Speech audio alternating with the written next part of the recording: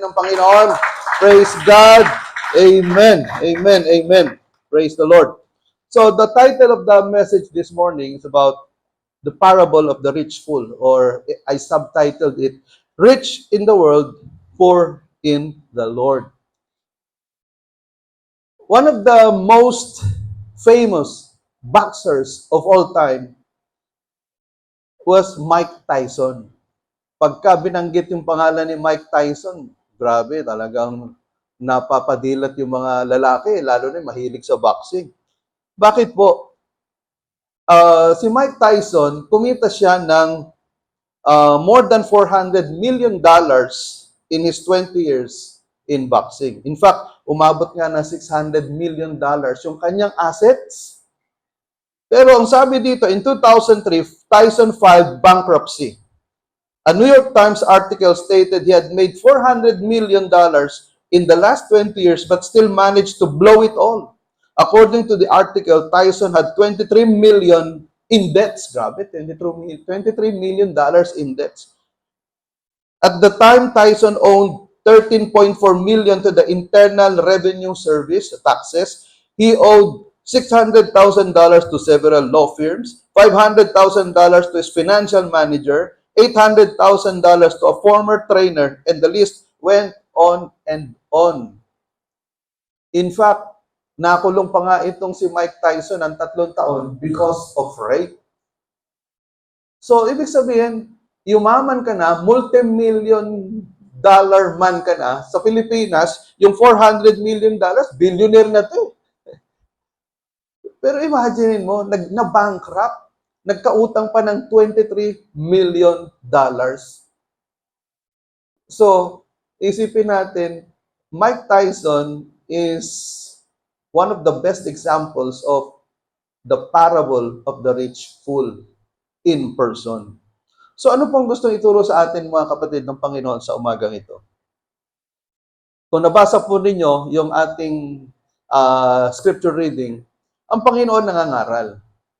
Ang dami niyang pinipreach. At yung pinakahuling topic na kanyang preach about persecution. So, ang sabi doon sa Luke chapter 12, 11 to 12, when you are brought before synagogues, rulers, and authorities, do not worry about how you will defend yourselves or what you will say. For the Holy Spirit will teach you at that time what you should say. So, persecution yung topic ni Jesus. And then suddenly, on verse 13, someone in the crowd said to him, siguro sabihin, Teacher, may tanong po ako. Siguro iniisip nung iba, ay, nakikinig to. May tanong. Ito yung tanong, Teacher, tell my brother to divide the inheritance with me.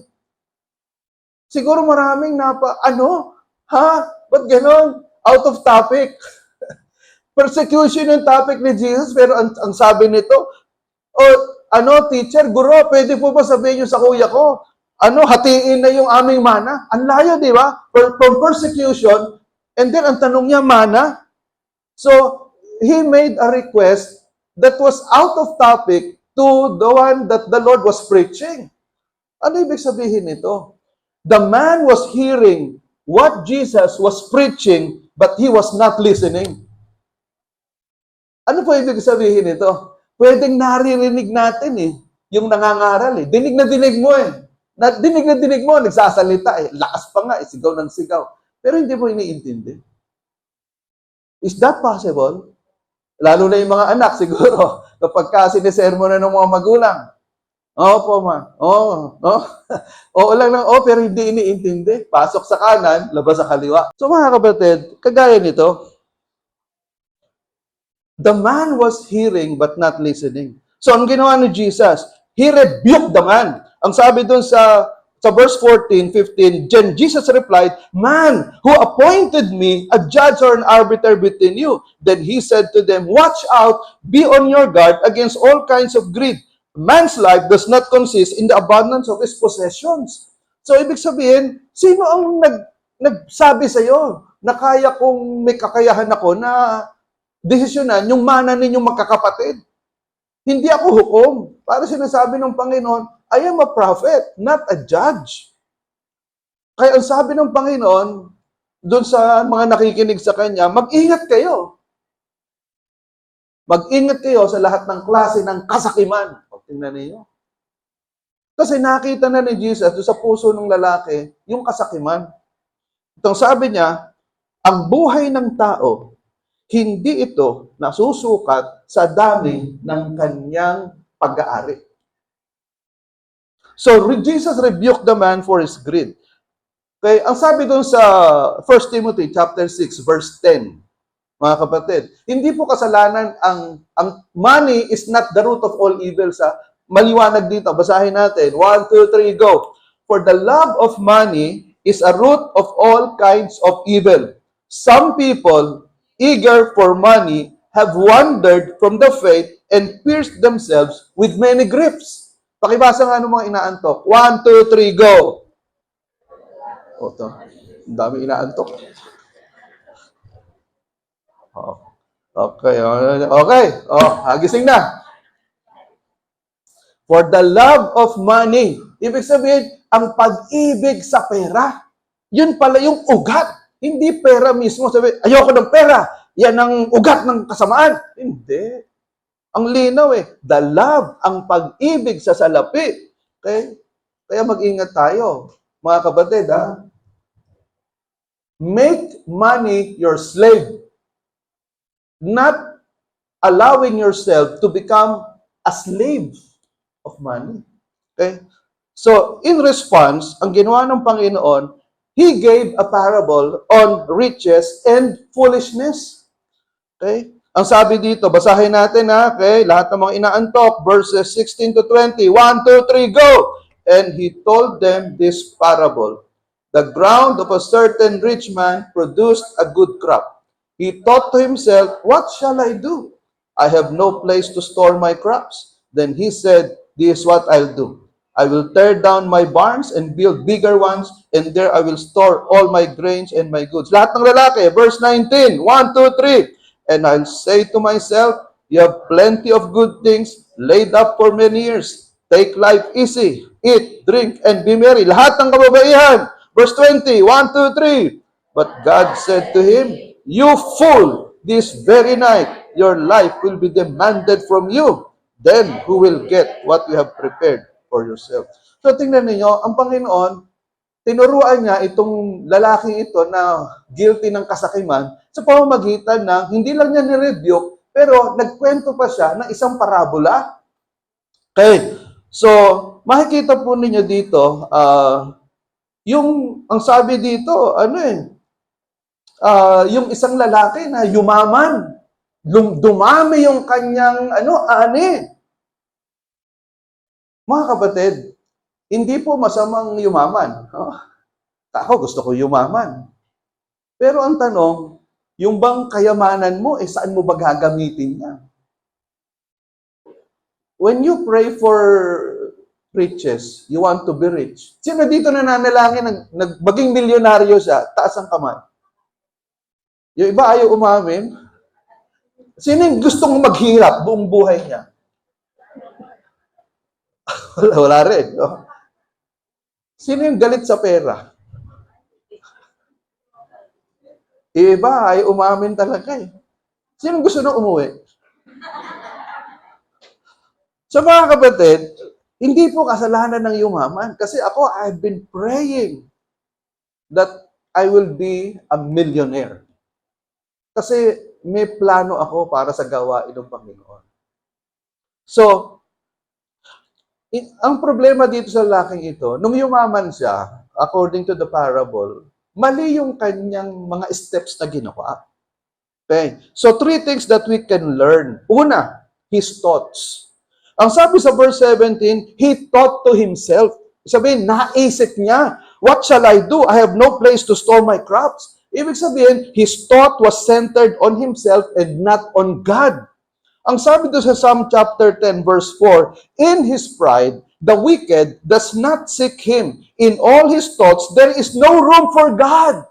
Ibig sabihin, may mga tao na masasama yung kanilang kaisipan na sa kanilang mga pag-iisip, walang puwang ang Diyos.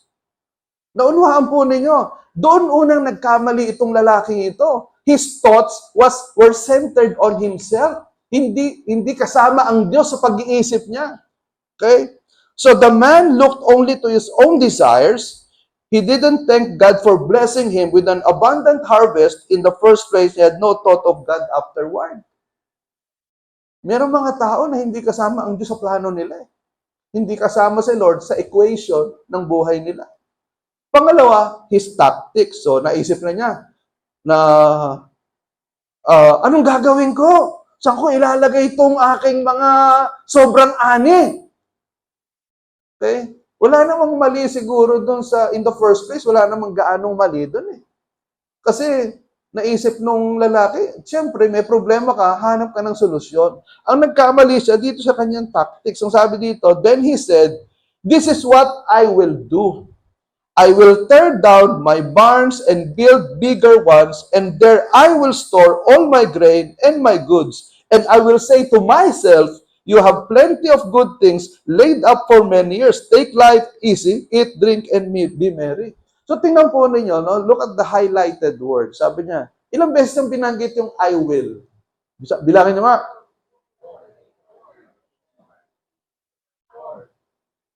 4. Ilang beses niyang binanggit yung my?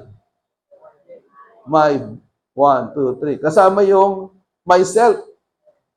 For them. So tingnan ninyo, napaka-selfish talaga nitong lalaking ito. Kasi puro I will, my barn, my grain, my goods. This I will do. This I will say to myself. Napaka-self-centered. Ano po ibig sabihin nito mga kapatid? Ibig sabihin, tayo, mga kapatid, it is possible that our plans in life were selfish and self-centered. Kasama ba si Lord sa plano ng buhay mo? Or lalapit ka lang sa Panginoon kapag wala ka nang mapuntahan, talagang lahat, nalikuran ka na, saka ka lang tatawag sa Panginoon. Ang sabi doon sa James chapter 3:16, basahin natin. For where you have envy and selfish ambition, there you find disorder and every evil practice. So tingnan niyo sa Tagalog, kung saan mayroong inggit at makasariling ambisyon, nandoon yung kaguluhan at lahat ng masasamang gawain. So, as you see, the Bible is very clear. Kapag ka meron kang envy, inggit, at meron kang kasakiman, lahat ng kaguluhan at kasamaan, aanihin mo. Ang sabi sa Romans 8:28, basahin natin, 1, 2, 3.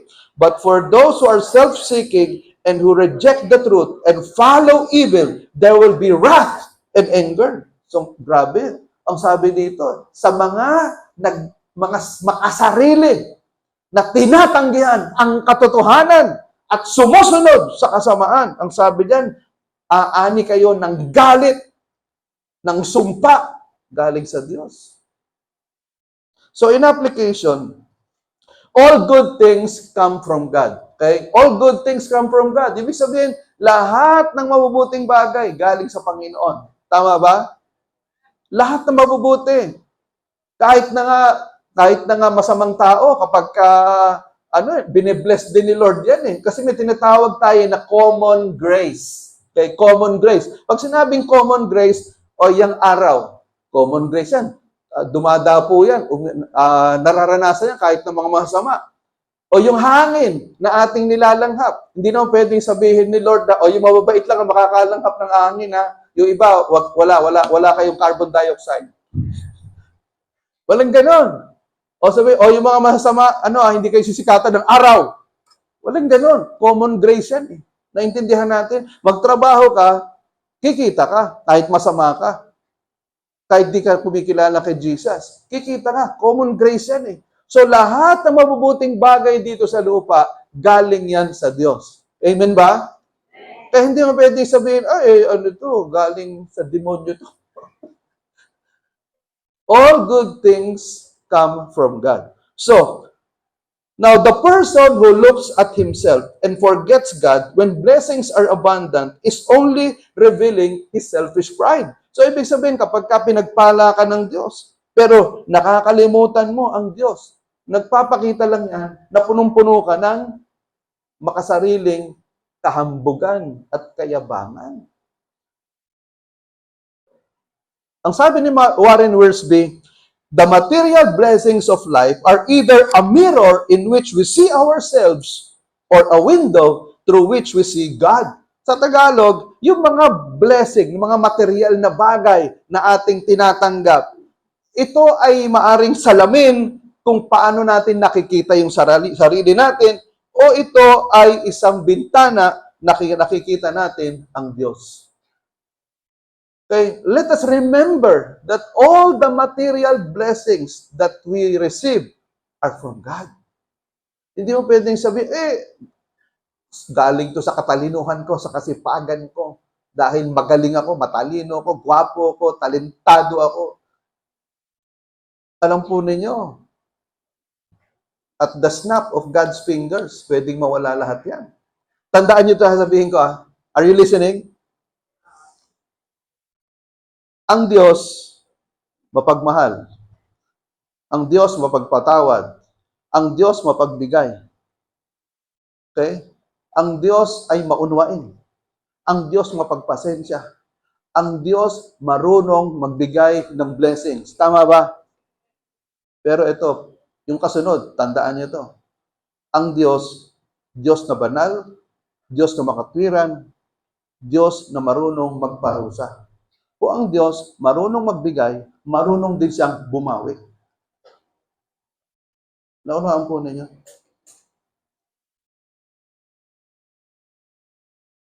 Kapag hindi mo pinarangalan ng Diyos, sa position mo, sa trabaho mo, sa promotion mo, sa blessing mo, baka magtampo ang Diyos sa iyo, bawiin lahat yan. Marami na akong ganyang totoong buhay na na-enkwentro, nabasa. Marami kong kakilalang ganyan.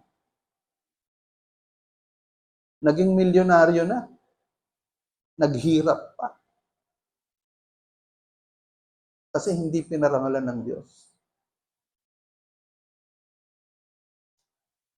What comes to mind when we are blessed financially? Enjoyment or investment? Halimbawa, blessed ka ni Lord. Pinagpala ka ng Panginoon. E di, siyempre, tuwan-tuwa ka ngayon. Ang tanong, saan mo gagamitin yung blessing na yan? For your own enjoyment? Ay, wow, sarap. Makakapunta na ako ng Boracay. Ay, makakapunta na ako ng Hong Kong. Makakabili na ako ng mga Nike na Air Jordan. Makakabili na ako ng cellphone. Makakabili na ako ng mga tawag doon? Mga Apple, ng MacBook. Makakabili na ako ng makakain na ako ng masarap. Makakapag-eat all you can na kami ng pamilya ko. Mga kapatid, wala pong masama dyan. Kaya lang, kung puro yan na lang ang nasa isip mo, puro para sa'yo, para sa'yo, ibig sabihin, napaka-selfish mo talaga. Siguro dapat, isipin mo rin, Lord, salamat po sa blessing mo. Paano ko po ba ito gagamitin para sa kalulahatian mo? Paano ko po ba ito ma-share sa mga nangangailangan? That is investment. Naunawaan po ninyo? Kapag marunong tayong gamitin yung mga maliliit na bagay na ibinibigay sa atin ng Diyos, natutuwa ang Panginoon, dagdag ng dagdag yan. Naunawaan natin? Are you listening? Kapag sa maliit na bagay, hindi ka matagpuan ng Panginoon na matapat. Paano ka pang bibigyan ni Lord ng mas maraming blessing? Doon sa kakaunting blessing na tinanggap mo, sinarili mo na. Naunawaan natin mga kapatid. Okay? Naalala ko, nung meron kaming kaibigan, many years ago, more than 20 years ago, na nagbigay ng 3,000 sa akin. Pero hindi niya sinabi kung ito'y para sa akin o para sa church. Ang ginawa ko, binulsa ko, ginamit ko sa sarili ko. Alam po niyo, that was the first and the last time that this person gave to me. Kaya mula noon, sabi ko, tinatanong ko muna, pagka may nagbibigay sa akin, ito ba'y para sa akin o para sa church? Nililiwanag ko muna. Naunawaan po natin. Kasi kapag kalimbawa, may mga maliliit na bagay na binigay sa atin ng Panginoon, sinusubukan tayo ng Diyos dyan eh. Okay? Now, pangatlo, his tragedy. Una, his thoughts. Pangalawa, his tactics. Pangatlo, his tragedy. Ito matindi. Ang sabi dun sa verse 20, basahin nga natin lahat. 1, 2, 3, go! But God said to him, "You fool! This very night your life will be demanded from you. Then who will get what you have prepared for yourself?" So tingnan po niyo, sabi nung, yung lalaki, iniisip, alam ko na ang gagawin ko. Magtatayo ako ng mas malaking kamalik at sasabihin ko sa sarili ko, take life easy, eat, drink, and be merry. Siyempre. Pero sabi ng Panginoon, sa verse 20, doon sa parabola, but God said to him, "You fool!" Alam nyo, binasa ko dito ang Bible, the latest Pinoy version, bumili po kayo, napakaganda nito. Ang sabi dito, at sinabi sa kanya ng Diyos, bobo. Alam, maganda itong translation na ito. Sabi sa kanya ng Panginoon dito, sa verse 20, Tagalog version. Pero sinabi ng Diyos sa kanya, bobo, mamamatay ka ngayong gabi. Sino ngayon na makikinabang sa mga pinaghirapan mo? Ganyan din ang mangyayari sa mga nagpapayaman ng sarili nila. Pero mahirap naman sa harapan ng Diyos. Okay? So, ibig sabihin, kapag ka ikaw pala, yung kayamanan na pinagkakalob sa iyo ng Diyos, yung material blessings na sinasakin mo, sinasarili mo, at ang mga plano mo sa buhay, hindi kasama ang Diyos, ang tingin sa iyo ng Diyos, bobo. Bakit? Kasi pinagpaplanuhan mo lang ngayon yung pangkasalukuyan. Hindi mo pinagpaplanuhan na hindi mo alam kung kailan ka mamamatay. Kaya sabi ng Panginoon, bobo ka. Hindi mo alam, mamamatay ka na ngayon. Ang dami mong plano sa sarili mo. Hindi ako kasama sa plano mo, sabi ng Diyos. So God told him he was a fool. Okay? Why? Because he planned only for the present and not for the future. Especially for his eternal future. So ang sabi, your life will be demanded from you. Ano ibig sabihin nung your life will be demanded from you? Ang Diyos, kaya niyang bawiin ang buhay natin anytime. Sabihin nung iba yung mga kabataan, ay, ako bata pa ako, 20 years old lang ako. Narinig ko nga, sabi ni Pastor, Psalm 90 verse 10, ang buhay ng tao, 70 to 80 years. 20 lang ako ngayon, 70 na, may 50 to 60 years pa pala ako para mabuhay. Wow! Saka na ako dyan, yung Bible na yun, mga fellowship na yun, saka na. At marami pa akong plano sa buhay ko. Hindi mo alam.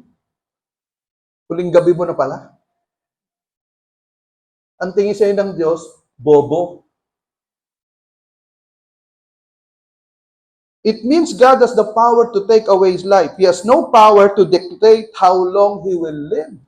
Wala tayong kapangyarihan na, ako hanggang 50 ako, hanggang 60 ako. Ako gusto ko hanggang 88 ako. Gusto ko talagang perfect number, 77. Hindi mo masasabi yan. Alam niyo, nung COVID, nung pandemic, ang daming pastor. Mahigit 100 Pilipinong pastor ang namatay dahil sa COVID. Ang babata. Kaya nagtatanong ako, Lord, bakit nangyari yun? Hindi ko masagot yung tanong ko. Pero sabi ko lang, kayo po nakakaalam ng buhay ng tao. So, in application, life is uncertain. So, spend it or invest it. Gastusin mo ito, yung buhay mo, or puhunanin mo. Ibig sabihin, gamitin mo sa mabuti yung buhay mo. Okay, so in life application, 5S. Una, spend wisely. Okay. So, ano nyo ito? Paborito ko itong 10-10-80 principle. No? Ano yung 10-10-80 principle? Ibig sabihin, ito para sa lahat ito Alam po ninyo, ako nagtrabaho ako 1988. Right after graduation from college sa UE. Engineering ang course ko. Sabi nung kumari ko, "Oy, Joey, mag-sub ka muna sa akin, manganganak ako." O sige, nag-sub ako. 1 month lang. Hindi naman teaching ang course ko Mag-sub ka muna dito sa Grace Christian High School. Ano yan? Elite school ng Filipino-Chinese. O sige, 1 month, turo ka geometry. Pero yung, alam nyo, yung nagustuhan ko yung pagtuturo, yung 1988 na yun, tumagal hanggang 2014. Hindi ko na na-practice yung aking course sa engineering. Nakapagturo ako sa MCU, World City Colleges, for more than 20 years.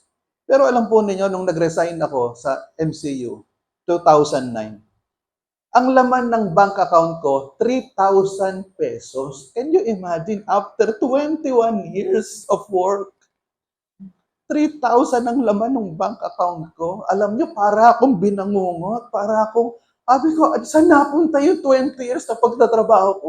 Bakit hindi ako nakapag-ipon? Alam po niyo, from that time on, sabi ko, I will save, save, save, and save. Kung kailan ako nag-resign sa MCU, doon ako nakapag-save. Meron akong life savings ngayon. Kaya tinuturo ko ngayon, no, hindi ka lang dapat tighter na 10%. Ano yung 10-10-80 na yan? 10% ng income mo, bigay mo kay Lord. Utang mo yan eh. Utang mo yan sa Diyos. 10% yan. Sabi, pastor, laki naman. Lahat yan galing sa Diyos yan eh. Hindi naman galing sa iyo yan eh. You are just managers of God's wealth. You are not owners. Kaya ang sabi ng Panginoon, okay, i-bless kita, pero yung 10% akin, 90% sa'yo. Now, ano yung another 10? Savings yan. Savings. Diyan ako natuto. And then yung 80%, diyan ka lang. Spendings, diyan ka lang. Hanggang diyan ka lang gumastos. Ang problema sa akin, for 21 years of work, 10% nagtatides ka ako, pero yung 90% nilulustay ko. Wala akong savings. Marami sa atin dito, maraming Kristiyano, sabi, pastor, nagtatides naman ako, pero bakit ganito yung buhay ko? Bakit yung aking financial condition? Parang hirap na hirap pa rin ako. Kasi nga, inuubos mo lahat eh. Wala kang 10% na savings eh. Naunuhan po, kinuwenta ko, alam ba ako, sabi ko, 21 years ako nagtrabaho. Kung nag-ipon lang ako ng 500 kada buwan, na ako yung sumusweldo. Meron akong 120,000 dapat sa bangko nung nag-retire ako noong 2009. Sabi ko, bakit 3,000 lang ito? Talagang gusto kong, kung may time travel lang, siguro nag-time travel na ako noong mga panahon na yun. Pero sumusweldo ako sa MCU, mga 30,000. 2009. Pero, ba't nagkaganon? Pero alam po rin ito halimbawa, Colgate, Kraft, Quaker Oats, KFC, Coca-Cola. Alam nyo ba lahat yan, nung may-ari yan, mga born-again Christians. Lahat yan, nagta-tithes, nagta-10%. Si William Colgate, paborito ko yan. Kasi yan, alam beses ko na naikwento, more than 100 times. 16 years old, sabi ng tatay niya, William, hindi na kita kayang buhayin. Kasi mahirap lang sila, buhayin mo na yung sarili mo. So what happened to William Colgate? Nagtrabaho, marunong siyang gumawa ng sabon, and then, hanggang sa, ang sabi sa kanya nung matanda, sa bawat kikitain mo, ibigay mo sa Diyos yung 10%, join a church, serve the Lord in that church. So, pinagpala ng Lord si William Colgate. Sabi niya, Lord, gagawin ko pong 20%. Pinagpala na naman, Lord, gagawin ko 30%. Ang sabi niya, Lord, 10% na lang sa akin, 90% sa'yo. After 200 years, the number one toothpaste in the world is still Colgate. Reverse tithing ang ginawa. Quaker Oats, Kraft, KFC, Coca-Cola. All of the founders of these companies were born-again Christian who gave their 10%, more than 10% to God. Kaya tingnan nyo, sikat na sikat yan mo hanggang ngayon. Okay? Spend wisely. Ang problema ganito. Sumusweldo ka ng 25,000, pero ang cellphone mo worth 50,000. Tama ba yun? Saan ang hustisya? Naintindihan niyo ba? 25,000 ang sweldo mo, kukuha ka ng laptop na worth 60,000 na bayarin, 50,000 na cellphone, kukuha ka ng washing machine, kukuha ka ng 40 inches, 55 inches na TV. Di, kulang pa yung sinusweldo mo. Naintindihan ba natin? Kaya baong ka sa utang pastor, nagtatize naman ako. Oo nga, pero lustay ka eh. Sa tingin ng Diyos, bobo ka eh. Naintindihan natin? So, pangalawa, share your blessings. Be a sower of good things. Kawikaan 11:25. Ang sabi dito, basahin natin, ang taong mapagbigay ay magtatagumpay sa buhay. Ang taong tumutulong ay tiyak na tutulungan. Wow, ganda, di ba? Ito naman yung kwento ng Forever 21. Alam niyo Forever 21? Okay? Alam niyo ba, ito, ang sabi dito, Don Wong Chang was born in 1954. He is a Korean-born American businessman who made it through hard work, dedication, and strong belief in the power of God. He is, together with his wife, the founder of the Forever 21 clothing store. He grew up in Korea but moved to California in 1981. Don Won believes that he is a God-made millionaire who should also help God make other millionaires through inspiration, motivation, and material help. On one of his interviews, Don Won Chang said that when he came to America, he went to one of the mountains to pray to God. Nagpunta ng prayer mountain. He said that through prayers, God told him to open a store, and that store would make him successful. That is what he did, and that is what made him who he is today. At itong Forever 21 ay ano po ito? Pilantropo. Nagsusupport ito sa mga youth ministry, mga churches, nagpapakain ng mga unfortunate people.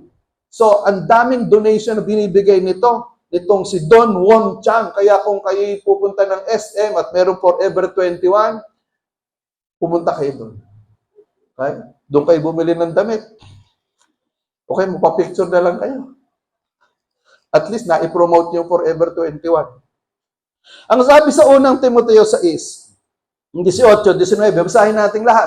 1, 2, 3. Turuan mo ang mga mayayaman na gumawa ng mabuti, maging mayaman sa mabuting gawa at mapagbigay at matulungin sa kapwa. Sa ganoon, makakapag-ipon sila ng kayamanan sa langit na hindi mawawala at matatamo nila ang tunay na buhay. So, ibig sabihin, tingnan nyo, sa langit pala, meron talagang kayamanan na hindi mawawala. Kaya sabi sa Mateo 6:19-20, mag-ipon kayo ng kayamanan, hindi dito sa lupa na sinisira ng kalawang at ninanakaw. Mag-ipon kayo ng kayamanan sa langit. Paano mangyayari mag-ipon kayamanan sa langit? Maglingkod ka sa Diyos. For every time that you will serve God, pasok ng pasok sa bank account mo sa langit. Kaya yung iba na sa atin, kapag meron kang bank account sa langit, pag nag-pray ka, Lord, i-bless niyo naman po ako, Lord. Puno yung bank account mo, may babalik sa'yo. Pero halimbawa, hindi ka nagsiserve sa Panginoon. At absent ka. Kung hindi ka nga late, absent ka pa. And then, pag humingi ka, Lord, i-bless niyo po ako, sabihin ni Lord, anak, saan ako kukuha? Walang laman yung bank account mo. Naintindihan ba natin? Okay? So, in S3, study the Bible because the Word of God is life. Basahin natin Proverbs 4:20-22. My son, pay attention to what I say. Turn your ear to my words. Do not let them out of your sight. Keep them within your heart, for they are life to those who find them and health to one's whole body. So, ibig sabihin, yung salita ng Diyos, ito ay buhay. Nagbibigay buhay at kalakasan sa katawan. So, you study the Bible. Okay? Study the Bible. Alam niyo ba, one chapter in the Bible is just 7 minutes? So, don't tell me na wala kang 7 minutes sa buong araw to read one chapter in the Bible. Okay? Pang-apat, serve God. Ang sabi sa Matthew 6:33, seek first the kingdom of God and His righteousness, and all these things will be added unto you. Unahin mo ang Panginoon. Seek God, not goods. Tingnan niyo yung unang Timoteo 6:7-9. Basahin ko dito sa ang Bible. Unang Timoteo 6:7-9. Ang sabi dito, kasi ano bang dinala natin sa mundo? Wala. At wala rin tayo madadala pag alis dito. Kaya nga, kung meron tayo makakain at masusuot, makontento na tayo doon. Pero yung mga gustong yumaman, natutokso sila at natatrap sa mga walang kwenta at nakakasamang kagustuhan nila. Yan ang humihila sa kanila pababa hanggang sa masira na sila at mawasak. Kasi ang nagmamahal sa pera ang ugat ng lahat ng kasamaan. May mga taong masyadong ginusto ang pera, kaya nalayo sila sa faith at napasama ang buhay nila. So tingnan po ninyo, ang tindi ng warning dito, yung mga nagmamahal sa pera, napapahamak. Ito anong gugustuhin mo? Yung sumusweldo ka ng 20,000 pero meron kang peace of mind? Maayos ang pamilya mo? May panahon ka sa Lord, may panahon ka sa church, may panahon ka sa pamilya mo, 20,000 ang sweldo mo sa isang buwan, o kumikita ka ng 200,000 sa loob ng isang buwan, pero wala kang panahon sa Lord, wala kang panahon sa pamilya mo. Kahit sa sarili mo, wala kang panahon eh. Magulo yung isip mo eh. Anong gugustuhin mo? Yung 20,000 o 200,000? Pastor, yung 200 pa rin ako eh. Malaki talaga problema mo dyan. Panglima, save yourself from eternal destruction. Ang sabi sa 2 Thessalonians 1, 7-10, basahin natin. 1, 2, 3, go. When the Lord Jesus is revealed from heaven in blazing fire with His powerful angels, He will punish those who do not know God and do not obey the gospel of our Lord Jesus. They will be punished with everlasting destruction and shut out from the presence of the Lord and from the majesty of His power. Tingnan po ninyo, sino yung mga parurusahan ng Diyos sa pagbabalik ni Jesus Christ? Malapit nang bumalik ang Panginoon. Basahin nyo, Mateo 24, lahat ng palatandaan ng muling pagbabalik ng Panginoon, nangyayari na. Read Matthew 24. Ang sabi niyan, sa pagbabalik ng Panginoon, sabi niya, He will punish who? Those who do not know God. Yung hindi kumikilala sa Diyos and do not obey the gospel of the Lord Jesus Christ. Ang hindi sumusunod sa ebanghelyo ng ating Panginoong Jesus. Parurusahan ng Diyos. Sabi niyan, they will be punished with everlasting destruction. Walang katapusang pagkawasak. And they will be shut out from the presence of the Lord. Naunawaan po na yung mga kapatid. So, save yourself from eternal destruction. Ang sabi ng Panginoon sa parabola, sabi doon sa lalaki, bobo! Hindi mo alam ngayong gabi kukunin na yung buhay mo. Sakit nun. So, in conclusion, ang sabi doon sa verse 21, basahin natin, this is how it will be with everyone who stores up things for himself but is not rich forward God. Ang sabi ng Panginoon, nung matapos niyang sabihin yung parabola, kaya ganito ang mangyayari doon sa mga tao na nag-iipon ng kayamanan para sa kanyang sarili. Subalit, pulubi naman sa harapan ng Diyos. Ang tanong, mayaman ka nga, sikat ka nga, magaling ka, mahusay ka sa tingin ng tao. Ano naman ang tingin sa iyo ng Diyos?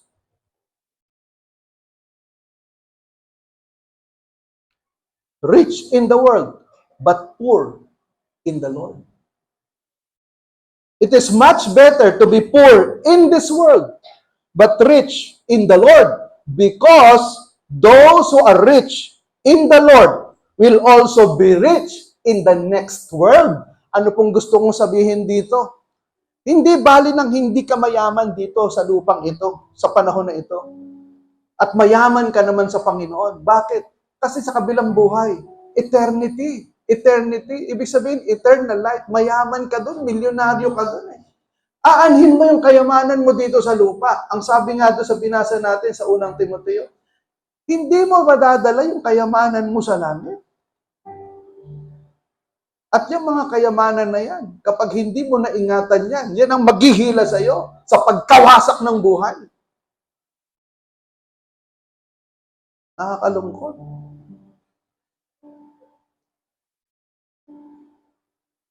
Alam nyo, many years ago, nung nasa kabilang church pa tayo, merong isang pastor nagbebenta ng water dispenser. Sabi ko, saan galing yung water dispenser na yan? Pastor, may kakilala ko, may 3 shop ito, 3 pwesto ito ng cellphone sa Grand Central, yung bago nasunog yung Grand Central. May 3 pwesto sila. Kumikita yan, pastor, mga 30,000 a day. Intindi, no? Pero, nakalimot sa Lord eh. Hanggang sa hindi na umattend ng church, natutong magsugal, naubos yung kayamanan. Kaya ito, nagbebenta ng mga kasangkapan. Nakabili pa tayo, binili ko 2,000 yung water dispenser na yun.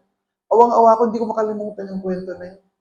Biro mo, 3 ang pwesto mo ng cellphone sa Grand Central, kumikita ka ng 30,000 a day. Kaya sinasabi ko sa inyo, ang Diyos marunong magbigay, pero marunong din bumawi ang Diyos. Hindi mo pwedeng ipagmalaki yung lakas mo, malakas ka ngayon. Hindi natin masasabi aksidente, baka bukas gumagapang ka na. Ano may pagmamalaki mo? Wala ka may pagmamalaki. Kung ang buhay mo hindi mo ginagamit sa Diyos, tira-tira lang, ibinibigay mo sa Panginoon. Ang tingin sa iyo ng Diyos, bobo. Bobo ka. Kasi wala ang Diyos sa buhay mo. Pag may plano ka, isama mo ang Diyos sa plano mo.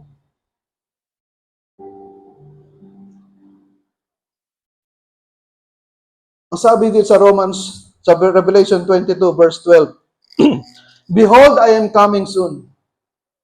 My reward is with me, and I will give to everyone according to what he has done. Malapit na akong dumating. Yung aking gantimpala, yung aking pabuya, ay dala-dala ko na. Ibibigay ko ito ayon sa inyong mga gawa. Nawa sa pagbabalik ng Panginoon, ang tatanggapin natin, reward, hindi punishment. Let us not live our lives like the rich fool, but let us live our lives full of wisdom in the Lord Jesus Christ. Isuko mo yung buhay mo kay Kristo. Kilalanin mo si Kristo bilang Panginoon, tagapagligtas, at Diyos ng buhay mo. At pagpapalain ka ng Diyos. Let us pray.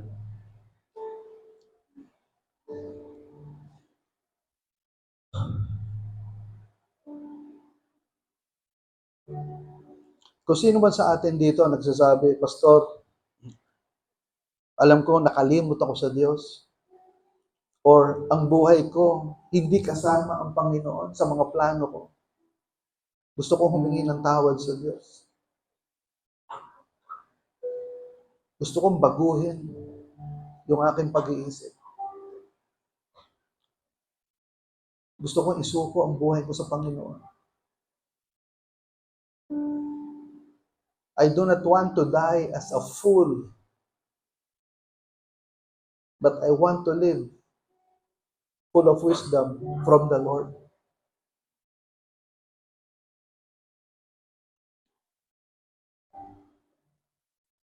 Kung sino po sa atin dito ang nagnanais na isuko ang buhay niya sa Panginoon, nagsasabi, Pastor, I want to surrender my life to the Lord. Ayokong abutan ako ng kamatayan nang hindi ako nakapagsuko ng buhay sa Panginoon. Gusto kong maglingkod sa Diyos. Gusto kong bumawi sa mga taon na nasayang sa buhay ko. If that is the desire of your heart, I want to pray for you.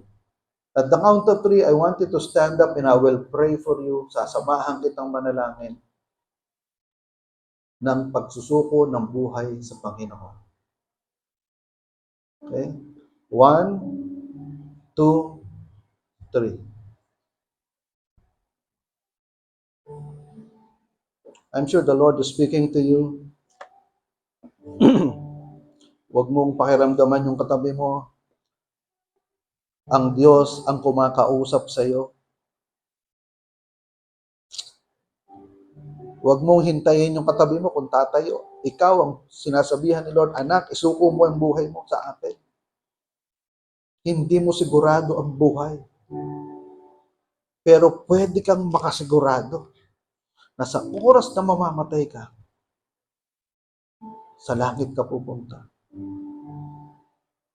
Sige po, again, I will count to 3. 1, 2, 3.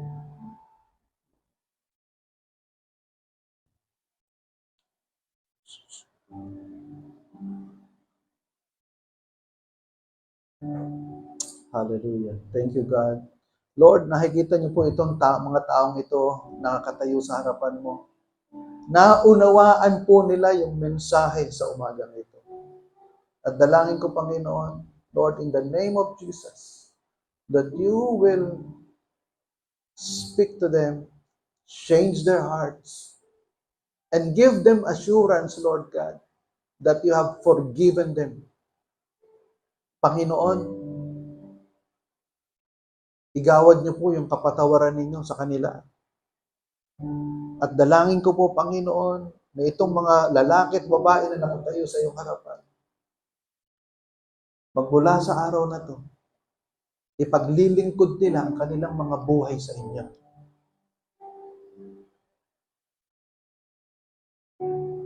Gamitin niyo po, Panginoon, yung mga kayamanan na ipagkakaloob niyo sa kanila upang ipaglingkod sa iyo. Salamat po, Panginoon. Pagpalain niyo po ang mga taong ito, babae at lalaki, bata at matanda, na nakatayo sa iyong harapan. Salamat po. Give them special blessing. In the name of Jesus. Amen. Praise God. Sige po, makakaupo na po kayong lahat. Purihin ang Panginoon. Praise the Lord. Palakpakan natin ang Panginoon. Praise God. Amen.